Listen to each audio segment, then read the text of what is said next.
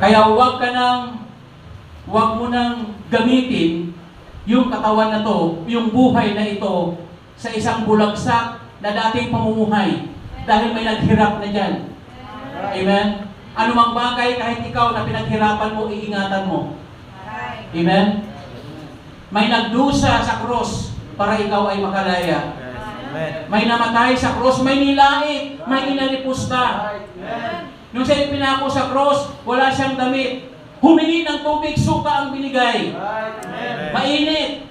Pero dahil ang iniisip niya, hindi yung kanyang sarili, ang iniisip niya, yung mga makasalanan at tulad ko. Na dapat magkaroon ng pag-asa sa kaligtasan. Amen? Lord.